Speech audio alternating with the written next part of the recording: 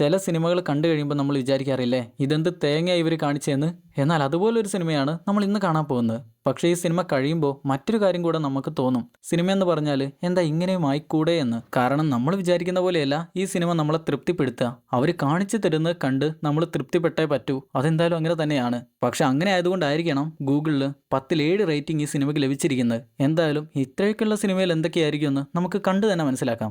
ആദ്യമേ പറയട്ടെ, വലിയ വലിയ സ്ഥലങ്ങളും വലിയ വലിയ സ്റ്റോറിയും അങ്ങനെയൊന്നും ഈ സിനിമയിലില്ല. തുടങ്ങുമ്പോൾ തന്നെ സിനിമയുടെ കഥയിലേക്കായിരിക്കും അടിച്ചു കയറുന്നത്. പിന്നെ അങ്ങോട്ടുള്ള കാര്യങ്ങളാണ്, പിന്നെ സംഭവിക്കുന്ന കാര്യങ്ങളാണ് സിനിമയിൽ മുഴുവനും കാണിക്കുന്നത്. സിനിമയുടെ വൺലൈൻ വളരെ ചുരുക്കി പറഞ്ഞാൽ, ഒരാൾ കാട്ടിലേക്ക് വേട്ടയാടാനായി പോവാണ്. പിന്നെ പ്രതീക്ഷിക്കാതിരിക്കുന്ന നേരം മുഖത്തൊരൊറ്റ അടി കിട്ടുന്ന പോലെ സിനിമയുടെ കഥ അങ്ങ് മാറും. പിന്നെ സംഭവിക്കുന്ന കാര്യങ്ങളാണ് സിനിമയിൽ കാണിക്കുന്നത്. ഇതന്നെയല്ലായിരുന്നോ ഞാൻ നേരത്തെ പറഞ്ഞിരുന്നത്. എന്തായാലും നമുക്ക് 2010 റിലീസ് ചെയ്ത ടുലൈ വന്ന സിനിമയുടെ കഥ കേൾക്കാം.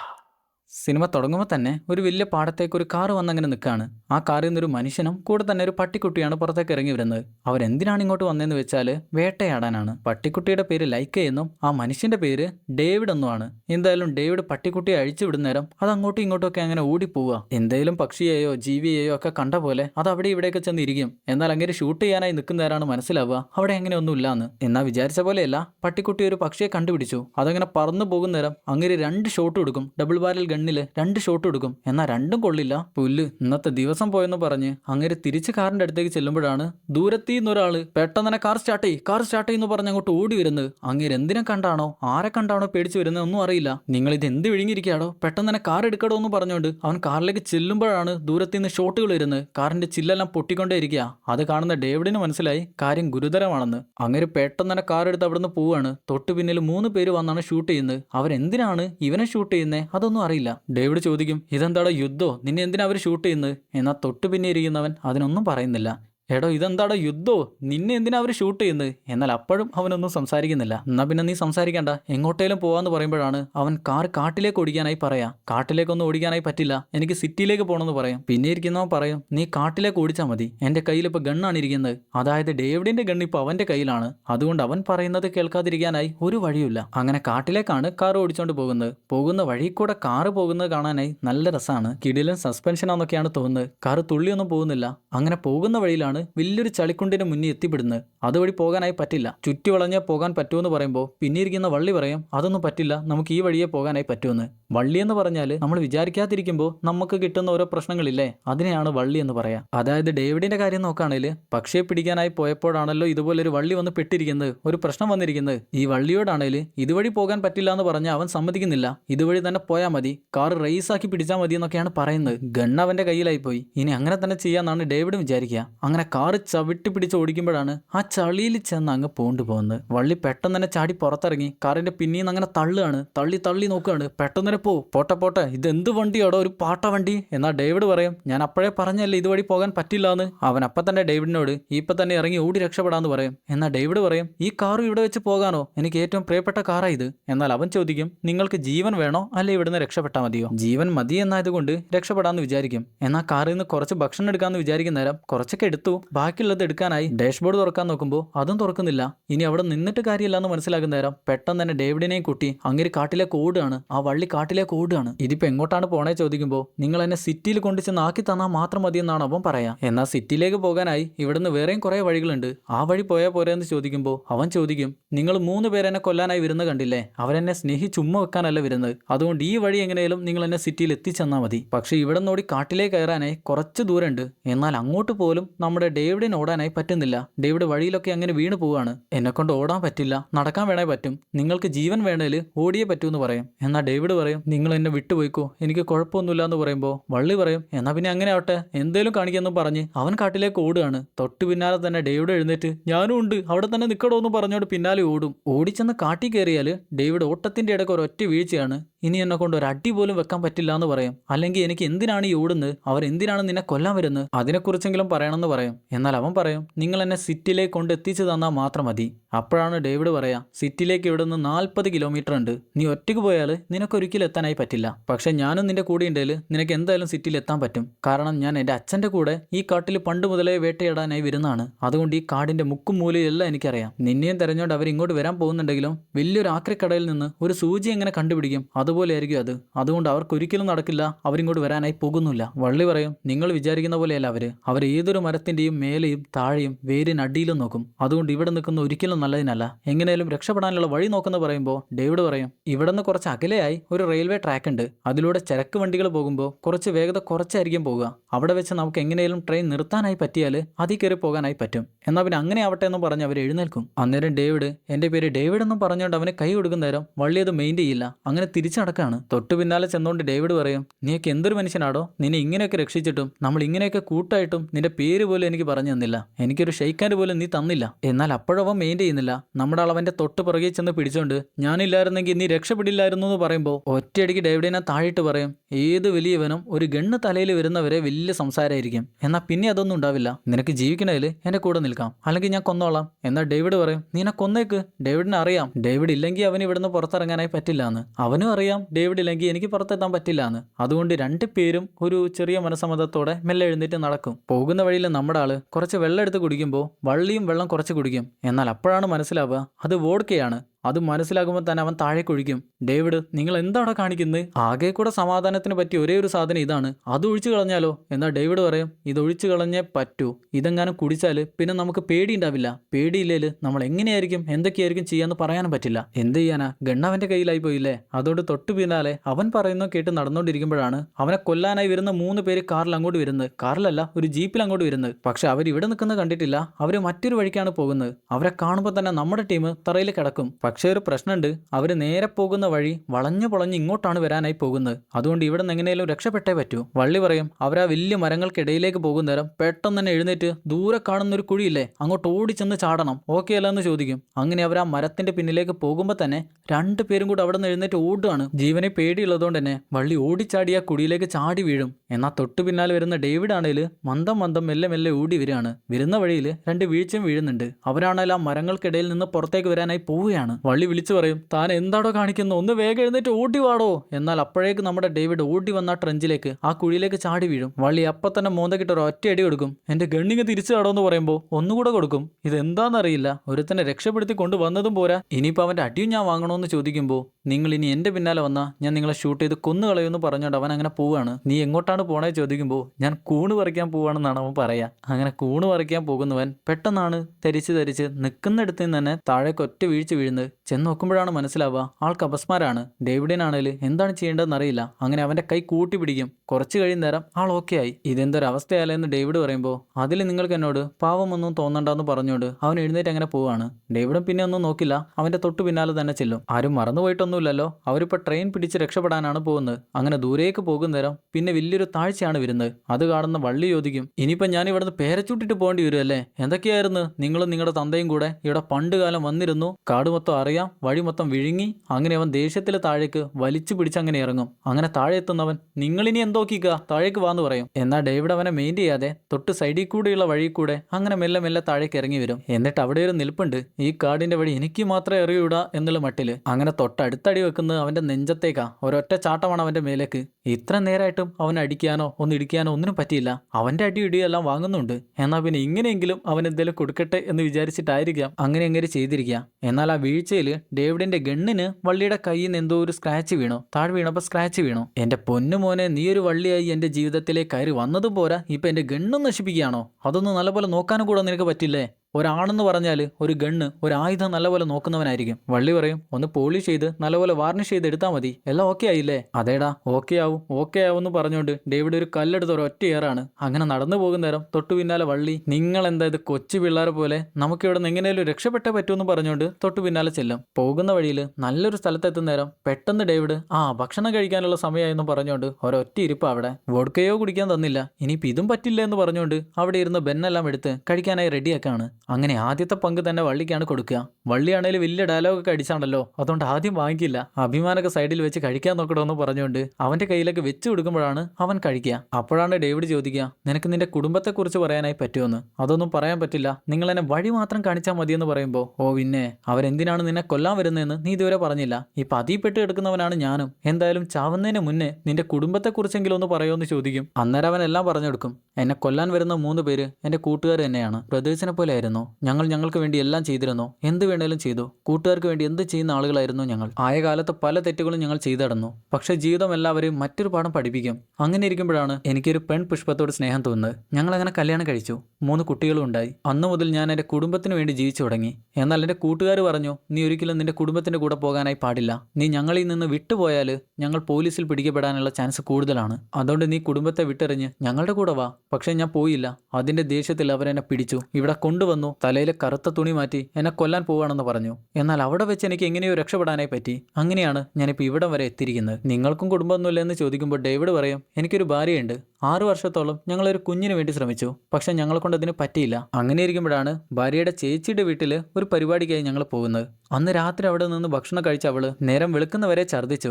കാരണം എന്താണെന്ന് എനിക്ക് മനസ്സിലായില്ല. ഞാൻ വിചാരിച്ചു ഭക്ഷണം കഴിച്ചതിന്റെ പ്രശ്നമാണെന്ന്. പക്ഷെ ആശുപത്രിയിൽ എത്തിയപ്പോഴാണ് മനസ്സിലായത് അവള് ഗർഭിണിയായിരുന്നു. അതിന്റെ സന്തോഷത്തിൽ ആശുപത്രിയുടെ മുന്നിലുണ്ടായിരുന്ന പൂന്തോട്ടത്തിൽ നിന്ന് ഞാനൊരു കൊട്ട പൂവും പറിച്ചുകൊണ്ട് അവളുടെ അടുത്തേക്ക് ചെന്നു. മാത്രമല്ല അതിന്റെ സന്തോഷത്തിൽ അവിടെ ഉണ്ടായിരുന്ന ഡോക്ടർമാർക്കും നഴ്സുമാർക്കും എല്ലാവർക്കും പാർട്ടി എടുത്തു. എനിക്കൊരു ആൺകുഞ്ഞായിരുന്നു ഉണ്ടായിരുന്നത്. അതിനുശേഷം ഒരു ആൺകുഞ്ഞു കൂടെ ഉണ്ടായി. അങ്ങനെ ഇപ്പൊ എനിക്ക് 2 ആൺകുഞ്ഞുങ്ങളാണുള്ളത്. നിങ്ങളുടെ കുഞ്ഞുങ്ങൾ എങ്ങനെയാന്ന് ചോദിക്കുമ്പോൾ വള്ളി പറയും, എനിക്ക് 3 പെൺകുഞ്ഞുങ്ങളാണ്. അത് പറയുമ്പോഴാണ് അവന്റെ മുഖത്ത് കുറച്ചെങ്കിലും ഒരു സന്തോഷം കാണുന്നത്. അങ്ങനെ ഭക്ഷണം കഴിച്ചു കഴിഞ്ഞ് അവർ വീണ്ടും കുറേ ദൂരം നടക്കുമ്പോഴാണ് ആ റെയിൽവേ ട്രാക്കിൽ എത്തുന്നത്. ഇനി ഇവിടെ നിന്ന് എങ്ങനെയും ട്രെയിനിൽ വരണം. ആ ട്രെയിനിൽ പിടിച്ചെങ്ങനെയും രക്ഷപ്പെടണം. അങ്ങനെയൊക്കെയാണ് അവർ വിചാരിക്കുന്നത്. പക്ഷേ ജീവിതം ഒരിക്കലും വിചാരിക്കുന്ന പോലെ ആയിരിക്കില്ലല്ലോ.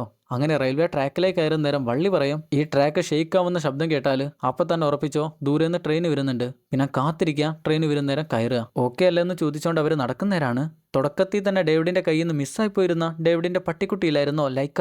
അതങ്ങനെ കുറച്ചുകൊണ്ട് അങ്ങോട്ട് ഓടി വരുന്നത്. പക്ഷെ അത് പെരും കൊര ഒരുക്കുന്ന കാണുന്ന വള്ളിക്ക് പേടിയാകും. വള്ളിക്ക് മനസ്സിലായി കൂട്ടുകാർ ഇവിടെ എവിടെയോ ഉണ്ട്. അവർ ഷൂട്ട് ചെയ്ത് കൊല്ലാനായി ഇവിടം വരെ എത്തിയിട്ടുണ്ട്. അപ്പോഴാണ് മേലേന്ന് കൂട്ടുകാർ ആ പട്ടിക്കുട്ടി ഇത് എങ്ങോട്ടാ പോയെന്നെല്ലാം സംസാരിക്കുന്നത് കേൾക്കുക. അത് കേൾക്കുന്ന അപ്പോൾ തന്നെ അവർ 3 പേരും കൂടെ, പട്ടിയും കൂടെയാണ് 3 പേര്, അവർ 3 പേരും കൂടെ എതിർവശത്തേക്ക് ഓടിച്ചെന്ന് കയറി ചാടി വീഴും. ലൈക്കയാണെങ്കിൽ കുരച്ചോണ്ടേ ഇരിക്കുകയാണ്. ഡേവിഡിന് അതിന്റെ വായ പൊത്തിപ്പിടിച്ചിട്ടൊന്നും പൊത്തിപ്പിടിക്കാനായി പറ്റുന്നില്ല. കുര നിർത്താനായി പറ്റുന്നില്ല. പക്ഷേ കൂട്ടുകാർക്ക് മനസ്സിലായി വള്ളി ഇവിടെ എവിടെയോ ഒളിച്ചു നിൽക്കുന്നുണ്ടെന്ന്. എടാ പെട്ടെന്ന് തന്നെ പുറത്തേക്ക് വായോ എന്ന് പറയുമ്പോൾ വള്ളി മെല്ലെ ആ ഗണ്ണും പിടിച്ചുകൊണ്ട് മറുവശത്തേക്ക് നോക്കും. അവിടെ നിന്ന് കൂട്ടുകാരൻ ഇങ്ങോട്ടും ഗണ്ണ് പിടിച്ച് നിൽക്കുന്നുണ്ട്.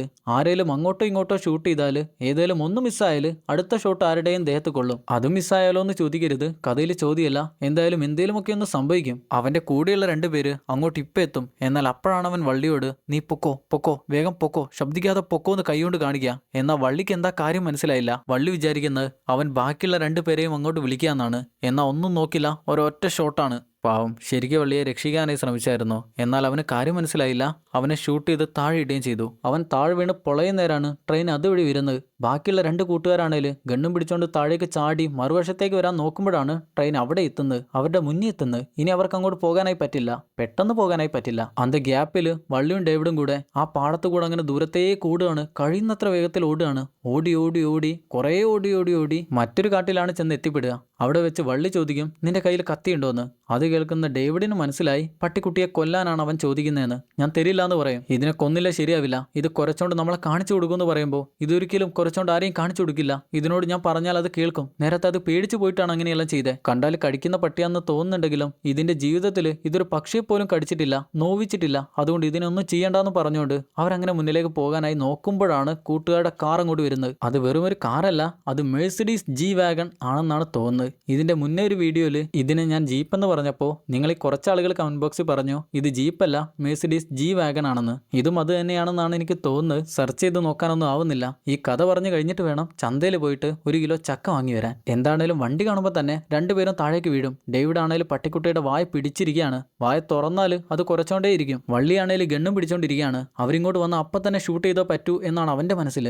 എന്നാൽ അവർ 3 പേരും കൂടെ കാറിൽ നിന്ന് പുറത്തിറങ്ങുമ്പോഴാണ് മനസ്സിലാകുന്നത് അതിലൊരുത്തന്റെ അവസ്ഥ വളരെ മോശമാണ്. വള്ളി നേരത്തെ ഒരുത്തനെ ഷൂട്ട് ചെയ്തിരുന്നല്ലോ, അവൻ മരിക്കുമെന്ന അവസ്ഥയിലാണ്. കൂടെയുള്ള ഒരുത്തൻ പറയും നമുക്ക് എന്തായാലും ആശുപത്രി വരെ പോയേ പറ്റൂ. എന്നാൽ മറ്റവൻ പറയും നമ്മൾ ഇന്ന് പോകുന്നില്ല, നമ്മൾ അവനെ കൊന്നിട്ടേ ഇവിടുന്ന് പോകുന്നുള്ളൂ. മരിക്കാൻ കിടക്കുന്നവനാണേ, എന്നെ എങ്ങനെയും ഒന്ന് കൊണ്ടുപോകുമെന്ന് ചോദിക്കുന്നുണ്ട്. എന്നാൽ ഒരുത്തൻ കൊണ്ടുപോകണമെന്ന് പറയുന്നുണ്ടെങ്കിലും മറ്റവൻ എങ്ങനെയും വള്ളിയെ കൊന്നേ പറ്റൂ. ഇതെല്ലാം കേട്ട് അവർ പേടിച്ചിരിക്കുമ്പോഴാണ് ലൈക്ക കുരയ്ക്കാനായിട്ട് ശബ്ദമെല്ലാം ഉണ്ടാക്കുന്നത്. അതെങ്ങനെയൊക്കെയോ ശബ്ദം ഉണ്ടായിക്കൊണ്ടിരിക്കുക. വള്ളിയാണേൽ ഇനി ഒന്നും ചെയ്യാൻ പറ്റില്ലെന്ന് പറഞ്ഞുകൊണ്ട് കയ്യിലുണ്ടായിരുന്ന ഒരു വള്ളി വെച്ച് ലൈക്കയുടെ കഴുത്തിൽ ചുറ്റി അതിനെ ശ്വാസം മുട്ടിച്ച് കൊല്ലാനായി നോക്കാണ്. ഡേവിഡ് വേണ്ട വേണ്ട എന്ന് പറയുന്നുണ്ടെങ്കിലും വള്ളി അത് മെയിൻ ചെയ്യില്ല. പക്ഷെ ഈ ഒരു സാഹചര്യത്തില് വള്ളിയെ എതിർക്കാനായി ഡേവിഡിന് പറ്റിയില്ല. അങ്ങനെ കണ്ണുമുന്നിൽ വെച്ച് തന്റെ പട്ടിക്കുട്ടി മരിക്കുന്നത് അങ്ങനെ ഡേവിഡ് നോക്കിയിരിക്കുകയാണ്. എന്നാൽ ആ പട്ടിക്കുട്ടി മരിച്ചു കഴിയുമ്പോഴാണ് അവരെല്ലാവരും കൂടെ ജീവവേഗണി കയറി അവിടുന്ന് പോകുന്നത്. പക്ഷെ വള്ളി ഡേവിഡിന്റെ മുഖം നോക്കുമ്പോഴാണ് മനസ്സിലാകുന്നത് അവരിവിടെ വെച്ച് പട്ടിക്കുട്ടിയുടെ പേരും പറഞ്ഞുകൊണ്ട് ഒരു പ്രശ്നം ഉണ്ടാക്കാനായി പാടില്ലായിരുന്നു, അതിനെ കൊണ്ട് ഇവിടെ ഓടി രക്ഷപ്പെടണമായിരുന്നു എന്ന്. പക്ഷെ ഇനിയൊന്നും പറഞ്ഞിട്ട് കാര്യമില്ല. രണ്ടുപേരും കൂടെ വിഷമത്തോടെ അങ്ങനെ മുന്നിലേക്ക് നടന്നു പോവാണ്. പോകുന്ന വഴിയിൽ വള്ളി ഡേവിഡിനോട് എന്തെങ്കിലുമൊക്കെ സംസാരിക്കുന്നുണ്ടെങ്കിലും ഡേവിഡ് ഒന്നും തിരിച്ചു പറയുന്നില്ല, അതൊന്നും കേൾക്കുന്ന പോലുമില്ല. ആ ഒരു മാനസികാവസ്ഥയിലല്ലോ ഡേവിഡ്. അങ്ങനെ അവർ പോയിക്കൊണ്ടിരിക്കുമ്പോഴാണ് അവരുടെ തൊട്ടു മുന്നിൽ കൂടെ തന്നെ ഒരു പുഴ പോകുന്നത്. ആ പുഴയുടെ മറുവശത്താണേൽ ഒരാൾ കാറിൽ വന്ന് അവിടെ ഇരുന്ന് മീൻ പിടിക്കുന്നത്. അങ്ങേരോട് വിളിച്ചു ചോദിക്കും, നിങ്ങൾ എപ്പോഴാ സിറ്റിയിലേക്ക് പോകുന്നതെന്ന്. അതിന് അങ്ങേര് പറയും, ഞാൻ ഇന്ന് പോകുന്നില്ല, ഇന്നിവിടെ താമസിക്കാനായി വന്നിരിക്കുക. വള്ളി ചോദിക്കും, നിങ്ങൾക്ക് ഞങ്ങളെ സിറ്റിയിലേക്ക് കൊണ്ട് എത്തിച്ചേരാനായി പറ്റുമോ? എന്നാൽ അങ്ങേര് പറയും, നീ എന്താടാ പറയുന്നത്? നീ വെള്ളമടിച്ചിട്ടുണ്ടോ? ഞാനിവിടെ എൻ്റെ ആവശ്യത്തിനായി വന്നാ, അപ്പോഴാണോ നിങ്ങളെ കൊണ്ടാക്കാനായി പോകുന്നത്? എന്നാൽ ഇത് കേൾക്കുന്ന വള്ളിക്ക് അതങ്ങ് ഇഷ്ടപ്പെട്ടില്ല. എങ്ങനെയും അങ്ങേരുടെ കയ്യിൽ നിന്ന് കാറിന്റെ ചാവി എടുത്ത് താക്കോലെടുത്ത് കാറും കൊണ്ട് പോകുമെന്ന് ഉറപ്പിച്ചു കഴിഞ്ഞു. അവനങ്ങനെ ഡ്രസ്സ് മാറിക്കൊണ്ടിരിക്കുന്ന നേരം ഡേവിഡിനോട് പറയും, ഞാൻ അക്കരയ്ക്ക് അവന്റെ അടുത്തേക്ക് നീന്തി പോകുന്ന നേരം നീ അവനെ എയിം ചെയ്ത് നിൽക്കണം. അവൻ അനങ്ങിയ അപ്പം തന്നെ ഷൂട്ട് ചെയ്ത് കളയണം. പക്ഷേ ഡേവിഡ് പറയും, എനിക്ക് അവനെ ഷൂട്ട് ചെയ്യാനായി പറ്റിയില്ലെങ്കിലോ? അതിന് വള്ളി പറയും, ഷൂട്ട് ചെയ്യാൻ പറ്റിയില്ലെങ്കിൽ നമുക്ക് രണ്ടുപേർക്കും ഇവിടെ കിടന്ന് ചാവാം. അങ്ങനെ ഡ്രസ്സ് അഴിച്ചോണ്ട് അവൻ പുഴയ്ക്കടുത്തേക്ക് ചെല്ലുന്ന നേരം അപ്പുറത്ത് നിൽക്കുന്നയാൾ ചോദിക്കും, എന്താ കുളിക്കാനായി പോവാണോ?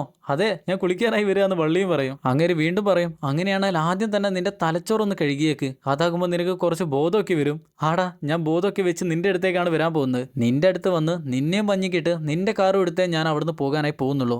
പിന്നെ നീ അനങ്ങിയാല് നിന്നെ അപ്പം തന്നെ അതാ ഇവിടെ ഒരുത്തം നിൽക്കുന്നത് കണ്ടില്ലേ, അവൻ ഷൂട്ട് ചെയ്യും, അനങ്ങിയാ ഷൂട്ട് ചെയ്യും. അതും പറഞ്ഞോണ്ട് അവൻ നീന്താനായി തുടങ്ങി. പക്ഷെ അടികൊള്ളുന്ന അത്ര രസമുള്ള കാര്യമൊന്നും അല്ലല്ലോ. അതുകൊണ്ട് തന്നെ അങ്ങേര് മെല്ലെ എഴുന്നേൽക്കും. ഡേവിഡ് ആണേല് ഞാൻ ഇപ്പൊ ഷൂട്ട് ചെയ്യും, ഇപ്പൊ പൊട്ടിക്കൂ എന്ന് പറഞ്ഞോണ്ടിരിക്കുക. അങ്ങേരാണേല് ജീവനെ പേടിയുള്ളതുകൊണ്ട് തന്നെ തിരിഞ്ഞൊന്നും നോക്കാതെ പിന്നെ ഒരു ഒറ്റ ഓട്ടാ കാറിനടുത്തേക്ക്. എടാ വള്ളിച്ചെറുക്ക, എനിക്ക് ഷൂട്ട് ചെയ്യാനായി പറ്റുന്നില്ല എന്ന് ഡേവിഡ് വിളിച്ചു പറയും. എന്നാൽ വള്ളി എപ്പോഴേക്ക് അങ്ങേരുടെ തൊട്ടു പിന്നാലെ ഓടുന്നുണ്ടെങ്കിലും അങ്ങേര് അപ്പോഴേക്ക് കാറും എടുത്തോണ്ട് അവിടുന്ന് പോയി കഴിഞ്ഞു. തൊട്ടു പിന്നാലെ ഓടി, എന്നിട്ടും കാര്യമൊന്നുമില്ല. തിരിച്ചാ പുഴവക്കിലേക്ക് തന്നെ വരുന്ന വള്ളി വിളിച്ചു പറയും, താൻ എന്താടോ കാണിച്ചിരിക്കുന്നത്? നീ ഒരു മനുഷ്യനല്ലേ? ഞാനൊരു മനുഷ്യനായതുകൊണ്ട് തന്നെയാടോ ഷൂട്ട് ചെയ്യാത്തതെന്നും പറഞ്ഞുകൊണ്ട് നേരെ വള്ളിക്കടുത്തേക്കാണ് ഗൺ എയിം ചെയ്യുന്നത്. അപ്പൊ ഞാൻ മനുഷ്യനല്ലേന്ന് വള്ളി ചോദിക്കുന്ന നേരം, നീ ഒരു മനുഷ്യനല്ല, നീ ഒരു മൃഗമാണെന്നാണ് പറയാ. എന്നാൽ അവനെ ഷൂട്ട് ചെയ്യില്ല. അതുപോലെ തന്നെ തിരിഞ്ഞുകൊണ്ട് ഡേവിഡ് അങ്ങനെ പോവാണ്. ഡേവിഡ് അവിടെ നിൽക്കൂന്നൊക്കെ വിചാരിക്കും, പക്ഷെ അങ്ങനെ നിൽക്കില്ല. അവിടെ നിന്ന് അങ്ങനെ പോവാണ്. അങ്ങേർക്ക് നിൽക്കേണ്ട ആവശ്യമൊന്നുമില്ലല്ലോ, ജീവനെ പേടിയുണ്ട്, അതുകൊണ്ട് എങ്ങനെയാലും രക്ഷപ്പെട്ടേ പറ്റൂ. മാത്രമല്ല വീട്ടിലൊരു ഭാര്യയും 2 കുട്ടികളും കാത്തിരിക്കുന്നുണ്ട്. അങ്ങനെ ഈ നേരത്ത് വള്ളി എങ്ങനെ മെല്ലെ ആ പുഴയും നീന്തി കടന്ന് ഡ്രസ്സെല്ലാം ധരിച്ചുകൊണ്ട് നേരെ ഡേവിഡിനെ കാണാനായി മേലേക്ക് വരും. എന്നാൽ അപ്പോഴുണ്ട് വള്ളിയെ കാത്തോണ്ട് ഡേവിഡ് അവിടെ പുല്ലിന്റെ ഇടയിൽ അങ്ങനെ ഇരിക്കുന്നു എന്ന് നമ്മൾ വിചാരിക്കും. എന്നാൽ അങ്ങനെയൊന്നുമില്ല. അങ്ങനെ നടന്നു പോകുന്ന വള്ളി പഴയൊരു ചർച്ചിന്റെ പിന്നിലാണ് ചെന്നെത്തിപ്പെടുക. അങ്ങനെ ആ ചർച്ചിന്റെ പിന്നിലുള്ള ശ്മശാനത്തിൽ കൂടെ നടന്ന് ചർച്ചിന് മുന്നിലേക്ക് അങ്ങനെ പോകുമ്പോഴാണ് പൊട്ടിപ്പൊളിഞ്ഞ് നശിക്കപ്പെട്ട രീതിയിൽ ഒരു ഗ്രാമം കാണുന്നത്. ഗ്രാമത്തിൽ കൂടെ നടക്കുമ്പോൾ തന്നെ മനസ്സിലാകും അവിടെയുള്ള വീട്ടിലൊന്നും ആരും താമസമില്ല. എന്നാൽ കുറച്ച് മുന്നിലേക്ക് പോകുമ്പോഴാണ് അവിടെ ഒരൊറ്റ വീട്ടിൽ മാത്രം ഒരാൾ താമസമുള്ള പോലെ തോന്നുക. അങ്ങനെ ആ വീട്ടിലേക്ക് കയറി ചെല്ലുമ്പോൾ തന്നെ അവിടെ ആരുമില്ല.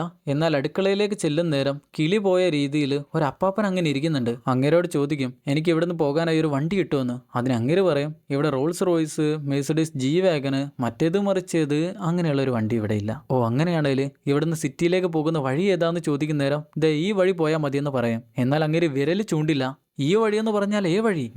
ഈ വഴി തന്നെ പോയാൽ മതിയെന്ന് അങ്ങേര് കിളി പോയിട്ടാണ് പറയുന്നത്. എന്നാൽ അപ്പോഴാണ് കൂട്ടുകാരന്മാരുടെ കാറ് പിന്നെ അങ്ങോട്ട് വരുന്നത്. കാറല്ല, മെഴ്സിഡീസ് ജി വാഗൻ ആണെന്ന് തോന്നുന്നു. അവന്മാരാണെ കാറ് തൊട്ട് മുന്നിൽ തന്നെയാണ് നിർത്തി വെച്ചിരിക്കുന്നത്. അവരിപ്പോൾ ഈ വീട്ടിലേക്കാണ് കയറി വരുന്നത്. അത് കാണുമ്പോൾ തന്നെ തൊട്ടടുത്തുണ്ടായിരുന്ന മുറിയിൽ ചെന്ന് ഒളിച്ചു നിൽക്കും. അകത്തേക്ക് കയറി വരുന്നവൻ നല്ല സംശയത്തിലാണ് അകത്തേക്ക് കയറി വരിക. എന്നാൽ അപ്പോഴാണ് അടുക്കളയിൽ അപ്പാപ്പൻ ഇരിക്കുന്നത് കാണുക. അങ്ങനെ കാണുന്ന നേരം ഇങ്ങോട്ട് ആരെങ്കിലും വന്നിരുന്നോ എന്ന് ചോദിക്കും. അങ്ങേര് പറയും, ദേ ഇവനോട് ചോദിച്ചാ പോരെ. ദേ ഇവനെന്ന് പറഞ്ഞാൽ ഏത് ദേ ഇവനെന്ന് ചോദിക്കും. എന്നാൽ അപ്പോഴേക്ക് വള്ളി തൊട്ട് പിന്നീന്നൊരു പുതപ്പ് ഇട്ടുകൊണ്ട് ചാടി വീഴും. അവനെ പിടിച്ചോണ്ട് താഴത്തേക്ക് ഒരൊറ്റ വീഴ്ചയാണ്. അവന്റെ കയ്യിലുണ്ടായിരുന്ന ഗണ്ണും പിടിച്ചെടുക്കും. അപ്പാപ്പനാണെങ്കിൽ ഇതൊന്നും കാണാത്ത പോലെ അങ്ങനെ ഇരിക്കുകയാണ്. ഈ വീട്ടിൽ ഇമാതിരി സംഘടനകൾ നടന്നിട്ടും അങ്ങേരൊന്നും അറിയുന്ന പോലുമില്ല. അങ്ങേര് ഏതോ ലോകത്താ. വള്ളിയാണെങ്കിൽ അവന്റെ കയ്യിൽ നിന്ന് ഗണ്ണെല്ലാം പിടിച്ചു വാങ്ങിയതുകൊണ്ട് തന്നെ അവന്റെ തലയിൽ ഗണ്ണും വെച്ചോണ്ടാണ് പുറത്തേക്ക് ഇറങ്ങി വരാനായി നോക്കുന്നത്. പുറത്തേക്ക് വിളിച്ചു പറയും, അവനിപ്പോ എന്റെ കയ്യിലുണ്ട്, നീ എന്നെ ഷൂട്ട് ചെയ്യാനായി നിന്നാ ഞാൻ ഇവനെ ഷൂട്ട് ചെയ്യുമെന്ന്. ആരോടാണ് പറയുന്നതെന്ന് വെച്ചാല് രണ്ടാമതൊരു കൂട്ടുകാരൻ കൂടെ ഉണ്ടല്ലോ കാറില്, അവനോടാണ് പറയുന്നത്. കാര്യങ്ങളൊക്കെ സേഫാന്ന് മനസ്സിലാകുന്നോണ്ട് തന്നെ പുറത്തേക്ക് ഇറങ്ങി വരാൻ നോക്കുമ്പോഴേക്ക് അവനൊരൊറ്റ ഷോട്ടാണ്. രണ്ടുപേരും മാറിക്കളയും. വള്ളി വിളിച്ചു പറയും, മേലാൽ ഇനിയും നീ ഇതുപോലെ ചെയ്താൽ ഞാൻ ഇവനെ ഷൂട്ട് ചെയ്ത് കളയൂ. നീയൊക്കെ എന്ത് വള്ളിയാടോ? ആരാ പറയുന്നത്? വള്ളിയാ പറയുന്നത്. നീ എന്ത് വള്ളിയാടോ എന്ന് അവനോട് കൂടെ തന്നെ വിളിച്ചു പറയും. നീ കാർ സ്റ്റാർട്ട് ചെയ്ത് ഡോറും തുറന്നു വെക്ക്. ഞാൻ അവിടെ വന്നാൽ അവനെയും പുറത്ത് വെച്ച് കാറിൽ കയറി അവിടുന്ന് പോകും. ഡീലല്ലേ എന്ന് ചോദിക്കും. അതേ ഡീലാണെന്ന് അവനും വിളിച്ചു പറയും. അങ്ങനെ കൂട്ടുകാരന്റെ തലയിൽ ഗണ്ണും വെച്ചോണ്ട് പുറത്തേക്ക് ഇറങ്ങി വരുമ്പോഴാണ് മറ്റേ കൂട്ടുകാരന്റെ കയ്യിൽ ഡേവിഡിനെയും പിടിച്ചാണ് ഇങ്ങോട്ട് വന്നിരിക്കുന്നത്. പക്ഷേ കാറിൽ മൂന്നാമത്തെ കൂട്ടുകാരനെ കാണുന്നില്ല. അതായത് അവൻ നേരത്തെ മരിച്ചു. വള്ളി പറയും, നീ അവനെ വെറുതെ വിട്. കൂട്ടുകാരൻ ചോദിക്കും, ഇവനെ വിട്ടിട്ട് നിനക്കെന്ത് കാര്യം ഉണ്ടാവാനായി പോകുന്നത്? നീ അവനെ വെറുതെ വിട്. എന്നാൽ കൂട്ടുകാരൻ പറയും, നിനക്ക് കാറ് വേണോ അല്ലെങ്കിൽ ഇവനെ വേണോ? എന്നാൽ ഇപ്പൊ വള്ളി പറയുന്നത് എനിക്ക് അവനെ മതിയെന്നാണ്. അതുകൊണ്ട് പുതിയൊരു ഡീൽ ഉണ്ടാക്കും. ഡീൽ എന്താന്ന് വെച്ചാല് വള്ളി അവനെയും കൊണ്ട് 100 മീറ്റർ ദൂരത്തേക്ക് മാറി നിൽക്കും. അങ്ങനെ 100 മീറ്റർ ദൂരത്ത് രണ്ടുപേരും മാറി വന്നാല് അങ്ങോട്ടും ഇങ്ങോട്ടും ആളുകളെ കൂട്ടുകാരെ പരസ്പരം കൈമാറും. മറ്റവനാണെ ഡീലാണ്. അങ്ങനെ ഹീറോ 100 മീറ്റർ ദൂരത്തേക്ക് മാറി നിൽക്കുന്ന നേരം കൂട്ടുകാരൻ വിളിച്ചു പറയും, നിനക്കെങ്ങാനും ഇതിൽ എന്തേലും പിഴച്ചാല് പിന്നെ ഉറപ്പാണ് നീ ഇവിടുന്ന് മരിച്ചിട്ടേ പോകൂ. പക്ഷെ വള്ളിക്ക് അതൊന്നും കുഴപ്പമില്ല. അങ്ങനെ 100 മീറ്റർ ദൂരത്തേക്ക് രണ്ടുപേരും മാറി വന്ന് അങ്ങോട്ടും ഇങ്ങോട്ടും ആളുകളെ കൈമാറും. ഓടിയെത്തുന്ന ഡേവിഡിനെയും കൊണ്ട് വള്ളി തൊട്ടടുത്തുണ്ടായിരുന്ന പൊളിഞ്ഞു വീഴാറായ ഒരു ബിൽഡിങ്ങിലേക്കാണ് ഓടിച്ചെന്ന് കയറുന്നത്. അപ്പോഴേക്ക് കൂട്ടുകാർ രണ്ടുപേരും അവിടുന്ന് ഷൂട്ട് ചെയ്യുന്നുണ്ട്. പക്ഷെ അവർക്ക് കൊള്ളില്ല. കാരണം 100 മീറ്റർ ദൂരത്തേക്ക് അവന്റെ ഗണ്ണിന്റെ ആക്യുറസി ഉന്നം കറക്റ്റ് ആവില്ലെന്ന് വള്ളിക്ക് അറിയാം. അതുകൊണ്ടാണ് അവൻ അങ്ങനെ ചെയ്തത്. വള്ളി അവരെ ഷൂട്ട് ചെയ്യുന്നുണ്ടെങ്കിലും അവർ വണ്ടിയിൽ അങ്ങോട്ട് വന്നുകൊണ്ടിരിക്കുക. എന്നാൽ അവരുടെ ചില്ലിനെ നോക്കി ഷൂട്ട് ചെയ്യുമ്പോൾ അവർ വണ്ടി അവിടെ തന്നെ നിർത്തും. ഡേവിഡിനോട് ചോദിക്കും, നിങ്ങൾ അവിടെ എവിടെയെങ്കിലും ഒളിച്ചു നിൽക്കാനായി ഒരു സ്ഥലം കാണുന്നുണ്ടോന്ന്? അതെ കാണുന്നുണ്ടെന്ന് പറയുമ്പോൾ എന്റെ പേര് ആന്ത്രേസ് എന്ന് പറഞ്ഞ് കൈ കൊടുക്കും. ഡേവിഡ് വീണ്ടും ഞാൻ ഡേവിഡ് എന്ന് പറഞ്ഞ് കൈ കൊടുക്കും. എന്നാൽ പിന്നെ ഞാൻ പറയുമ്പോൾ ഞാൻ സ്റ്റാർട്ട് എന്ന് പറയുമ്പോൾ നിങ്ങൾ ഓടി അവിടെ ചെന്ന് ഒളിച്ചു നിൽക്കണം. തൊട്ടു പിന്നാലെ ഞാനും അവിടെ എത്തും. വീണ്ടും സ്റ്റാർട്ട് എന്ന് പറഞ്ഞാൽ നിങ്ങൾ ഓടുക. സ്റ്റോപ്പ് എന്ന് പറഞ്ഞാൽ എവിടെയെങ്കിലും ഒളിച്ചു നിൽക്കുക. ഓക്കെ അല്ലെന്ന് ചോദിക്കും. അതെ റെഡിയാണെന്ന് പറയുമ്പോൾ സ്റ്റാർട്ട് പറയും. അങ്ങനെ അപ്പം തന്നെ അവിടെ നിന്ന് ഓടാൻ തുടങ്ങും. എന്നാൽ ആദ്യം അവർക്ക് എന്താണ് പരിപാടി എന്ന് മനസ്സിലാവില്ല. ദൂരം നിന്ന് ഷൂട്ട് ചെയ്യുന്നവർക്ക് കാര്യം മനസ്സിലാവില്ല. കൂട്ടുകാരന്മാർ കൺഫ്യൂഷനിലാണ് അങ്ങനെ ഷൂട്ട് ചെയ്യണോ വേണ്ടെന്നൊക്കെ. എന്നാൽ അവസാനത്തേക്ക് ഷൂട്ട് ചെയ്യാൻ നോക്കുമ്പോഴേക്ക് അങ്ങനെ ഒളിച്ചു നിന്നു. തൊട്ടു പിന്നാലെ ഒരു ഗ്യാപ്പ് നോക്കി ആന്ത്രസും അങ്ങോട്ട് ഓടി വരും. ആന്ത്രസ് എന്ന് പറഞ്ഞാൽ വള്ളി. അവൻ അങ്ങോട്ടും ഇങ്ങോട്ടും സിഗ്സാക്ക് ആയിട്ടാണ് ഓടുന്നത്. അങ്ങോട്ടും ഇങ്ങോട്ടും ഓടുന്നോണ്ട് തന്നെ അവർക്ക് ഷൂട്ട് കറക്റ്റ് ആവില്ല. ഓടി വന്ന് ഒളിച്ചു നിന്ന് അവരെ നോക്കി ഷൂട്ട് ചെയ്യുന്ന നേരം അവരും അവിടെ എവിടെയായിട്ട് ഒളിച്ചു നിൽക്കും. ആന്ത്രസ് വീണ്ടും സ്റ്റാർട്ട് പറയുമ്പോൾ ഡേവിഡ് ഓടും. സ്റ്റോപ്പ് എന്ന് പറയുമ്പോൾ അവിടെ എവിടെയെങ്കിലും ഒളിച്ചു നിൽക്കും. തൊട്ടു പിന്നാലെ ആന്ത്രസും അങ്ങോട്ട് ഓടി വരും. അവരാണെങ്കിൽ അങ്ങോട്ടും ഇങ്ങോട്ടും ഷൂട്ട് ചെയ്യുന്നുണ്ടെങ്കിലും പരസ്പരം അങ്ങോട്ടും ഇങ്ങോട്ടും കൊള്ളില്ല. കുറച്ച് ദൂരം ഉണ്ടല്ലോ. ബുള്ളറ്റിന്റെ എണ്ണം ഒന്നും നോക്കിയല്ല അവർ ഷൂട്ട് ചെയ്യുന്നത്. കയ്യിൽ നിന്ന് കിട്ടുന്ന ബുള്ളറ്റ് എല്ലാം ഗണ്ണിൽ അടിച്ചു കയറ്റി അങ്ങനെ വിടുക. വീണ്ടും സ്റ്റാർട്ടും സ്റ്റോപ്പും പറഞ്ഞുകൊണ്ട് പൊട്ടിപ്പൊളിഞ്ഞ് വീഴാറായ ഒരു ഷെഡിന്റെ പിന്നിലേക്കാണ് അവർ ഓടിയെത്തുന്നത്. എന്നാൽ അവിടെ കൂടുതൽ നിൽക്കുന്നത് ശരിയാവില്ല. അതുകൊണ്ട് തന്നെ ആന്ത്രസ് ഗണ്ണെടുത്ത് പടപടപടപടാന്ന് ഷൂട്ട് ചെയ്തുകൊണ്ടേ ഇരിക്കുക അവരുടെ അടുത്തേക്ക്. ബുള്ളറ്റ് മഴ വരുന്നോണ്ട് തന്നെ അവർ കുറച്ചു നേരം റെസ്റ്റ് എടുക്കാമെന്ന് വിചാരിക്കും. ആ ഗ്യാപ്പിൽ നോക്കി ആന്ത്രസും ഡേവിഡും കൂടെ തൊട്ടടുത്തുണ്ടായിരുന്ന ഏതൊരു പൊട്ടിപ്പൊളിഞ്ഞ ഫാക്ടറിക്ക് അകത്തേക്കാണ് ഓടിച്ചെല്ലുന്നത്. ഫാക്ടറിയുടെ കോമ്പൗണ്ടിലേക്കാണ് ഓടിച്ചെല്ലുന്നത്. പക്ഷെ അതിലൊന്നും കാര്യമില്ല. കൂട്ടുകാരന്മാർ വണ്ടിയിൽ തൊട്ടു പിന്നാലെ അങ്ങോട്ട് വന്നിരിക്കുന്നുണ്ട്. അവരാണെങ്കിൽ ഷൂട്ട് ചെയ്യാൻ തുടങ്ങുന്ന നേരം ഇവർക്ക് തിരിച്ച് ഷൂട്ട് ചെയ്യാനായി പറ്റില്ല. കാരണം കാറിനകത്തേക്കൊക്കെ ഷൂട്ട് ചെയ്ത് കൊള്ളിക്കുക എന്ന് പറഞ്ഞാൽ ചില്ലറ കാര്യമല്ല. തൽക്കാലം ഇപ്പോൾ ഉള്ള ജീവൻ മതിയെന്നും വിചാരിച്ച് അവർ ഫാക്ടറിയുടെ മറ്റൊരു ഭാഗത്തേക്കാണ് ഓടുന്നത്. എന്നാൽ കൂട്ടുകാരന്മാർ വണ്ടിയിൽ അങ്ങോട്ടും വരുന്നുണ്ട്. അതുകൊണ്ട് കഴിയുന്ന വേഗത്തിൽ എങ്ങനെയൊക്കെ ദൂരത്തേക്ക് പോകാൻ പറ്റുമോ അത്രയും ദൂരത്തേക്ക് അവർ ഓടുകയാണ്. എന്നാൽ ഓടിപ്പോകുന്ന വഴിയിലാണ് അവന്മാർ വീണ്ടും വരുന്നത്. അതുകൊണ്ട് തൊട്ടടുത്തുണ്ടായിരുന്ന ബിൽഡിങ്ങിലേക്കാണ് ഓടിച്ചെന്ന് കയറുക. അവിടെ വന്നൊരു സ്ഥലത്ത് ഒളിച്ചു നിൽക്കും. എന്നാൽ അപ്പോഴാണ് ഒരാടിന്റെ കുട്ടി അങ്ങോട്ട് എംബേന്ന് ചൊല്ലിക്കൊണ്ട് വരുന്നത്. ആന്ത്രസ് അപ്പം തന്നെ ഗണ്ണെടുത്ത് എയിം ചെയ്തു. ഡേവിഡ് ആടിന്റെ കുട്ടിയോട് നീ പെട്ടെന്ന് തന്നെ പോയിക്കോട്ടോ. ചേട്ടന് ദേഷ്യം വന്നാൽ ചിലപ്പോൾ എന്തെങ്കിലുമൊക്കെ കാണിക്കും. പൊക്കോ പെട്ടെന്ന് തന്നെ പോയിക്കോ എന്ന് പറയും. തൊട്ടു പിന്നാലെയാണ് അവന്മാരങ്ങോട്ട് വരുന്നത്. അവർ വണ്ടിയിൽ നിന്ന് പുറത്തിറങ്ങുമ്പോൾ തന്നെ ആന്ത്രസ് ഷൂട്ട് ചെയ്യാനായി തുടങ്ങി. അവരപ്പം തന്നെ തിരികെ കയറും. പക്ഷെ ഇനി ഇവിടെ നിൽക്കുന്നത് ശരിയല്ല. അവർക്ക് മനസ്സിലായി ആന്ത്രസും ഡേവിഡും എവിടെയാണ് ഇരിക്കുന്നതെന്ന്. എന്നാൽ ഇവർക്ക് അവരെവിടെയാണെന്ന് മനസ്സിലായാലും അവരാ വണ്ടിയും കൊണ്ട് പോയാലും പിന്നെ ഒന്നും ചെയ്യാനായി പറ്റില്ലല്ലോ. അതുകൊണ്ട് തന്നെ ആന്ത്രസ് പെട്ടെന്ന് തന്നെ ഈ ബിൽഡിങ്ങിന്റെ തൊട്ടുമേലേക്ക് ഓടി വരും. പക്ഷേ വണ്ടിയിലിരിക്കുന്നവർക്ക് അത് അത്രയ്ക്കങ്ങ് മനസ്സിലായില്ല. രണ്ടുപേരും കൂടെ പുറത്തേക്ക് ഇറങ്ങി വരുന്ന നേരം മേലെ ആന്ത്രസ് രണ്ടുപേരെയും ഷൂട്ട് ചെയ്യും. അതിൽ ഒരുത്തനെ മാത്രം ഷൂട്ട് ചെയ്ത് താഴെ ഇട്ടു. മറ്റവനാണെങ്കിൽ ഓടി രക്ഷപ്പെട്ടു. പക്ഷെ അവനെ ബിൽഡിങ്ങിന്റെ തൊട്ടടുത്ത ഭാഗത്തേക്ക് ഓടിച്ചെന്ന് നോക്കുമ്പോഴാണ് മനസ്സിലാകുന്നത് അവൻ ഈ ബിൽഡിങ്ങിനകത്തേക്കാണ് ഓടി വരുന്നത്. 2-3 ഷോട്ട് കൊടുത്തെങ്കിലും അതിലൊന്നുപോലും അവനെ കൊണ്ടില്ല. അപ്പം തന്നെ ആന്ത്രസ് താഴേക്ക് ഓടുകയാണ്. ഡേവിഡ് താഴേന്ന് ആന്ത്രേസ് എന്ന് വിളിക്കുന്നുണ്ട്. താഴെ എത്തുന്ന അവൻ അപ്പം തന്നെ അകത്തേക്ക് കയറി വരുന്നവനെ ഷൂട്ട് ചെയ്യാണ്. അവൻ അകത്തേക്ക് വരാനായി സമ്മതിക്കുന്നില്ല. അങ്ങനെ ഡേവിഡിന്റെ അടുത്തേക്ക് ഓടി വരുന്നവൻ അകത്തേക്ക് വരുന്ന കൂട്ടുകാരനെ അവിടെ മറഞ്ഞു നിന്ന് ഷൂട്ട് ചെയ്യാണ്. എന്നാൽ പെട്ടെന്നാണ് ഒട്ടും ചിന്തിക്കാതെ അവൻ അപസ്മാരം വരുന്നത്. ആന്ത്രസിന് അപസ്മാരമുള്ള കാര്യം കൂട്ടുകാരനും അറിയാം. എന്നാൽ കൂട്ടുകാരൻ പെട്ടെന്ന് പുറത്തേക്ക് ഇറങ്ങി വരില്ല. ചിലപ്പോൾ ഇവൻ അഭിനയിക്കുകയാണെങ്കിലോ. അങ്ങനെ കുറച്ചു നേരം നിൽക്കുന്ന നേരം മനസ്സിലാകും ഇത് കാര്യമാണെന്ന്. കാരണം ഗണ്ണും താഴെയിട്ടാണ് അവൻ താഴെ വീണ് കിടക്കുന്നത്. മെല്ലെ മെല്ലെ കൂട്ടുകാരൻ അടുത്തേക്ക് വരുന്ന നേരം അവിടെ ഒളിച്ചിരുന്നിരുന്ന ഡേവിഡ് മെല്ലെ പുറത്തേക്ക് വരും. ഇനി ഒളിച്ചു നിന്നിട്ടൊന്നും കാര്യമില്ലല്ലോ. കൂട്ടുകാരൻ ആന്ത്രസിന്റെ ഗണ്ണ് കയ്യിലെടുക്കുമ്പോഴേക്ക് ആന്ത്രസിന്റെ പ്രശ്നങ്ങളെല്ലാം മാറി. അവൻ ഓക്കെ ആയി. പെട്ടെന്ന് തന്നെ എഴുന്നേറ്റ് നിൽക്കെന്ന് പറയും. അങ്ങനെ അവൻ എഴുന്നേറ്റ് നിൽക്കും. ഇനി എന്തായാലും മരിക്കാൻ പോവുകയാണെന്ന് മനസ്സിലാവുന്ന ആന്ത്രസ് എൻ്റെ ഭാര്യയെയും കുഞ്ഞുങ്ങളെയും നിങ്ങൾ രണ്ടുപേരും നല്ലപോലെ നോക്കണമെന്ന് പറയും. കൂട്ടുകാരനാണേൽ അതിന് ഉറപ്പും കൊടുക്കും. കൂടെ തന്നെ ചോദിക്കും, നിങ്ങൾ ഈ 2 പേരിൽ ആരെയാണ് ആദ്യം കൊല്ലേണ്ടത്? അത് കേൾക്കുന്ന ഡേവിഡ് പറയും, എന്തിനാ എന്നെ കൊല്ലുന്നത്? എന്നെ കൊന്നിട്ട് എന്ത് കാര്യം ഉണ്ടാവാനായി പോകുന്നത്? നിങ്ങൾ തമ്മിലുള്ള പ്രശ്നത്തിൽ എന്നെ വലിച്ചിട്ടതും പോരാ, എന്നിട്ടിപ്പോൾ എന്നെ കൊല്ലാനായി പോവുകയാണോ നാറികളെ? എനിക്ക് കുട്ടികളുണ്ട്, നല്ല ഭക്ഷണം ഉണ്ടാക്കി തരുന്ന ഭാര്യയുണ്ട്, എനിക്ക് നാളെ എൻ്റെ അമ്മയുടെ വീട്ടിൽ പോകണം, അവരുടെ വീടിൻ്റെ മേൽക്കൂരിയെല്ലാം മാറ്റി കൊടുക്കാനൊക്കെ ഉണ്ട്. അടുത്ത ആഴ്ച എൻ്റെ ഒരു പ്രധാനപ്പെട്ട ദിവസമാണ് വരാൻ പോകുന്നത്, അതുകൊണ്ട് എനിക്ക് ജീവിക്കണം. പ്രാന്തന്മാരെ, എനിക്ക് ജീവിച്ചേ പറ്റൂ, ജീവിക്കണം. കൂട്ടുകാരൻ നിനക്ക് ജീവിക്കണമെന്നും ചോദിച്ചുകൊണ്ട് കൂടെ വന്നവനോട് നിനക്ക് ജീവനുണ്ടോ എന്ന് ചോദിക്കുമ്പോൾ അതെനിക്ക് കുഴപ്പമില്ല, തോളിലാണ് ഷോട്ട് കൊണ്ടിരിക്കുന്നതെന്ന് പറയുമ്പോൾ അങ്ങനെയാണേൽ നീ ആ ഗണ്ണും ബുള്ളറ്റുമായി ഇങ്ങോട്ട് വാന്ന് പറയും. അപ്പോഴവൻ വരുന്നത് ഡബിൾ ബാരൽ ഗണ്ണും ഒരൊറ്റ ബുള്ളറ്റുമായാണ്. അതിലൊരൊറ്റ ബുള്ളറ്റ് മാത്രം ലോഡ് ചെയ്യും. കൂട്ടുകാരൻ ഡേവിഡിനോട് പറയും, നീ ഇവനെ ഷൂട്ട് ചെയ്ത് കൊന്നാൽ നിനക്ക് ഇവിടുന്ന് പോകാം. ഡേവിഡിനാണേൽ അങ്ങനെ ഒരിക്കലും ചെയ്യാനായി പറ്റില്ലല്ലോ, പക്ഷെ വേറെ വഴിയൊന്നുമില്ല. അങ്ങനെ ആ ഗണ്ണെടുത്തു, അതിൽ ബുള്ളറ്റ് ലോഡ് ചെയ്തു. ഡേവിഡിന്റെ കാര്യം നോക്കുകയാണെങ്കിൽ അവൻ ഈ ഒരു പ്രശ്നത്തിൽ ഒരിക്കലും ചെന്നുപെടേണ്ട ആവശ്യമില്ല, ചെന്നുപെടേണ്ട ഒരുത്തനെയല്ല. അവൻ രാവിലെ സമാധാനമായിട്ട് ഇറങ്ങിയതായിരുന്നു, എന്നാൽ ഇപ്പം ഇങ്ങനെയൊക്കെ ആയി. അതുകൊണ്ട് എന്തുകൊണ്ടും അവന്റെ ഭാഗത്തേക്ക് നോക്കുകയാണെങ്കിൽ അവൻ ആന്ത്രസിനെ ഷൂട്ട് ചെയ്യുന്നതിൽ വലിയ കുഴപ്പമൊന്നുമില്ല. കാരണം ആന്ത്രസ് ആണല്ലോ അവനെ ഈ ഒരു പ്രശ്നത്തിലേക്ക് കൊണ്ട് എത്തിച്ചിരിക്കുന്നത് തന്നെ. അങ്ങനെ ഡേവിഡ് ലോഡ് ചെയ്തുകൊണ്ടിരിക്കുമ്പോൾ ആന്ത്രസ് അവനെ അങ്ങനെ നോക്കുന്നുണ്ട്. ഇനി എന്താണ് ഇവിടെ സംഭവിക്കാൻ പോകുന്നത് അതൊന്നും അറിയില്ല.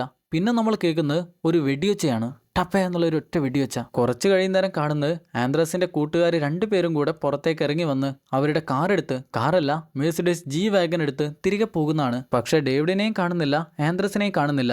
അവരെ 2 പേരെയും കൂട്ടുകാരെന്തെങ്കിലും ചെയ്തോ അതും അറിയില്ല. കുറച്ച് കഴിയുന്നേരം ബിൽഡിങ്ങിന്റെ സൈഡിൽ കൂടെ ഡേവിഡ് ഗണ്ണും പിടിച്ചുകൊണ്ട് അങ്ങനെ ആടി മെല്ലെ പുറത്തേക്ക് ഇറങ്ങി വരികയാണ്. അവൻ എന്തോ ചഞ്ചലമായാണ് വരുന്നത്. അത് കണ്ടാൽ മനസ്സിലാകും ഡേവിഡ് ആന്ത്രസിനെ ഷൂട്ട് ചെയ്ത് കൊന്നു. അവന് വേറെ വഴിയൊന്നുമില്ലായിരുന്നല്ലോ. ഡേവിഡിന് അവന്റെ കുടുംബമാണല്ലോ ഏറ്റവും വലുത്. മാത്രമല്ല ഡേവിഡ് ഒരിക്കലും ഈ ഒരു പ്രശ്നത്തിലേക്ക് വലിച്ചഴക്കപ്പെടേണ്ട ആളെയല്ല. പക്ഷെ ഈ ഒരു കൃത്യം ചെയ്യേണ്ടി വന്നതിൽ ഡേവിഡിന് നല്ല കുറ്റബോധമുണ്ട്, നല്ല വിഷമമുണ്ട്. അതവന്റെ മുഖത്ത് നോക്കിയാലും അവന്റെ നടത്തം നോക്കിയാലും കാണാനായി പറ്റും. എന്നാൽ ഡേവിഡ് ഇപ്പം നടന്നു പോകുന്ന എങ്ങോട്ടാന്ന് നോക്കിയാൽ ഇപ്പോഴാണ് നമ്മൾ കാണുന്നത് ഡേവിഡ് നടന്നു പോകുന്നത് സിറ്റിയിലേക്കാണ്. അതായത് സിറ്റിക്ക് അരികിൽ വെച്ചാണ് ആന്ത്രസ് ഇപ്പോൾ കൊല്ലപ്പെട്ടിരിക്കുന്നത്. കുറച്ചു നേരം കൂടെ എങ്ങനെയും പിടിച്ചു നിൽക്കാനായി പറ്റിയിരുന്നതിൽ അവർക്ക് 2 പേർക്കും സിറ്റിയിലേക്ക് കൂടി രക്ഷപ്പെടാനായി പറ്റുമായിരുന്നു. എന്തായാലും നമ്മൾ ഇപ്പോൾ കാണുന്നത് രാവിലെ വളരെ സമാധാനത്തോടെ വേട്ടയാടാൻ വന്ന മനുഷ്യന്റെ വൈകുന്നേരമുള്ള രാത്രിയാകുമ്പോഴുള്ള അവസ്ഥയാണ്. എന്തായാലും വിഷമത്തോടെ ആ സിറ്റിയിലേക്ക് പോകുന്ന ഡേവിഡിനെ കാണിച്ചുകൊണ്ട് ടു ലിവ് എന്ന സിനിമ അവസാനിക്കുന്നു. സിനിമ എല്ലാവർക്കും ഇഷ്ടപ്പെട്ടെന്നാണ് വിചാരിക്കുന്നത്. സിനിമക്കാരുടെ ഭാഷയിൽ പറഞ്ഞാൽ ക്ലീശയെല്ലാം ബ്രേക്ക് ചെയ്തിരിക്കുന്ന ഒരു സിനിമയാണ് ഈ സിനിമ. അവസാന നിമിഷവും വിചാരിച്ചിരുന്നു ഡേവിഡ് എന്തേലുമൊക്കെ കാണിച്ച് ആന്ത്രസിനെ രക്ഷപ്പെടുത്തി കൊണ്ടുവരുമെന്ന്. പക്ഷെ അങ്ങനെയൊന്നും ഉണ്ടായില്ല. യഥാർത്ഥത്തിൽ ഇത്തരം സാഹചര്യത്തിൽ എന്തായിരിക്കാമോ സംഭവിക്കാൻ ചാൻസ് ഉള്ളത് അത് തന്നെയാണ് ഈ സിനിമയിലും കാണിച്ചിരിക്കുന്നത്. എങ്ങനെയാണേലും ഈ ഒരു സിനിമയെക്കുറിച്ചുള്ള അഭിപ്രായങ്ങൾ നിങ്ങൾ മറക്കാതെ ഒന്ന് കമന്റ് ചെയ്യണം. നമ്മൾ ഇന്ന് കണ്ട സിനിമ ഇഷ്ടപ്പെട്ടവര് മറക്കാതെ വീഡിയോക്ക് ഒന്ന് ലൈക്കും ചെയ്യുക. ചാനൽ സബ്സ്ക്രൈബ് ചെയ്യാത്തവര് മറക്കാതെ സബ്സ്ക്രൈബ് കൂടെ ചെയ്യുക. എന്നാൽ പിന്നെ ഇതുപോലെ നല്ലൊരു സിനിമയുമായി അടുത്ത വീഡിയോയിൽ കാണുന്നവരെ Tata bye bye. Film Chronicle.